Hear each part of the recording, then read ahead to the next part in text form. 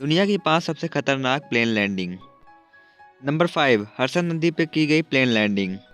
अब दोस्तों, जैसा कि हम जानते हैं कि प्लेन का सफ़र किसी के लिए अच्छा या फिर किसी के लिए बुरा अनुभव ले आता है। अब आप इमेजिन करो कि आप प्लेन से कहीं जा रहे हैं और आपके प्लेन के इंजन में आग लग जाती है, तो अब आप क्या करेंगे? दोस्तों, बता दूं कि ये एक सच्ची घटना है जिस पे कि कोई इंसान कल्पना भी ना करना चाहे। इस घटना में प्लेन के टेक ऑफ करने के बाद कुछ ही मिनटों में वो प्लेन एक पंछियों के समूह से टकरा गया, जिससे कि प्लेन का दोनों इंजन बंद पड़ जाता है और प्लेन को वापस एयरपोर्ट ले जाने के लिए उतना एल्टीट्यूड नहीं था।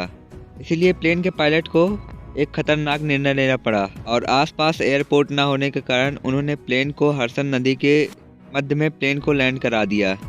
ये लैंडिंग खतरनाक तो हो सकती थी, लेकिन उनकी किस्मत सही थी और प्लेन अच्छे से लैंड हो गया।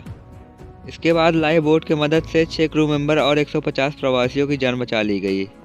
Number 4, blind plane landing.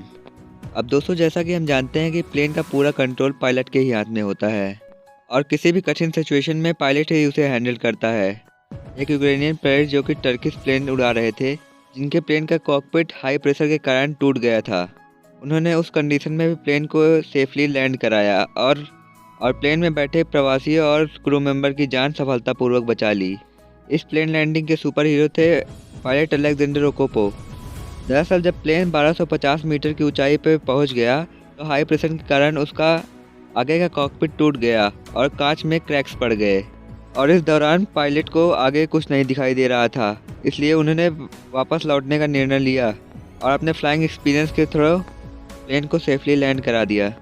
Number 3, smoke cloud. अब दोस्तों, क्या होगा कि अगर आप प्लेन में सफ़र कर रहे होंगे और आपके प्लेन में धीरे धीरे धुआं भरने लगे तो आपको कैसा लगेगा? सीधी बात है, आपको बहुत ज़्यादा डर लगेगा। और ऐसा ही माजरा हुआ एक प्लेन के साथ जो कि मलेशिया से टेक ऑफ करने के कुछ समय बाद ही उस प्लेन में धुआं भरने लगा था और पायलट को सामने से सिर्फ एक अनजान चमक दिखाई दे रहा था। और आपको जानकारी के लिए बता दें कि ऐसा तभी होता है जब प्लेन किसी बड़े तूफान से टकरा जाता है। लेकिन दोस्तों, सोचने की बात यह है कि प्लेन जहां फ्लाई कर रहा था वहां दूर दूर तक भी कोई तूफान नहीं था। लेकिन कुछ देर के बाद पता चला कि प्लेन का एक इंजन काम कर रहा है और धीरे धीरे तीनों इंजन काम करने लगे। बाद में जांच के बाद पता चला कि प्लेन एक ज्वालामुखी के ऊपर से उड़ रहा था, जिसके कारण ऐसी कंडीशन बनी।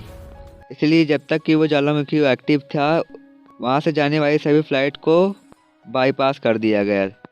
Number 3, roofless landing.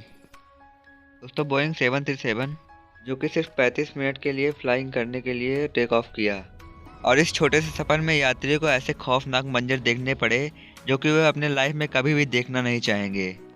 दोस्तों, लो प्रेशर के कारण कुछ ऐसा हुआ कि यात्रियों के ऊपर की छत ही ऊपर से टूटकर निकल गई, जिसके कारण उन्हें बहुत ज़्यादा हाई प्रेशर का सामना करना पड़ा। और दोस्तों, हाई प्रेशर और ठंड के कारण कुछ यात्री अनकॉन्शियस होने लगे और उससे भी बुरी बात थी कि प्लेन का एक इंजन काम करना बंद कर दिया। और दोस्तों, इस कंडीशन में यात्रियों को 300 मीटर पर आवर की स्पीड से हवा का सामना करना पड़ रहा था। और दोस्तों, जो पायलट इस प्लेन को उड़ा रहे थे यानी कि फ्लाई करा रहे थे, वे काफ़ी ज़्यादा अनुभवी पायलट थे और उन्होंने सफलतापूर्वक इस प्लेन को लैंड करा दिया और इस प्लेन को इतिहास के सबसे खतरनाक प्लेन हादसे के नाम से दर्ज करा लिया गया। नंबर 1, लैंडिंग ऑन बीच। दोस्तों, बीच एक ऐसी जगह होती है जहाँ कि हम अपने खाली समय को गुजारते हैं या फिर किसी काम को करना हो, शांति से आकर यहाँ बीच पे काम कर सकते हैं। लेकिन दोस्तों, कैरेबियन सेंट मार्टिन बीच पे आप कुछ और भी ज़्यादा एक्सपेक्ट कर सकते हैं, क्योंकि इस बीच से सटा एक इंटरनेशनल एयरपोर्ट है और इस बीच के सिर्फ 10 मीटर की ऊंचाई से प्लेन इस एयरपोर्ट पे लैंड करता है, जहाँ पर बीच के लोगों को लिए रोमांच का काम करते हैं। लेकिन दोस्तों, ये काफ़ी ज़्यादा खतरनाक भी हो सकता है। लेकिन इसके बावजूद भी उस बीच पर प्लेन लैंडिंग के समय काफ़ी ज़्यादा लोग इकट्ठा होकर वहाँ मौज मस्ती करते हैं।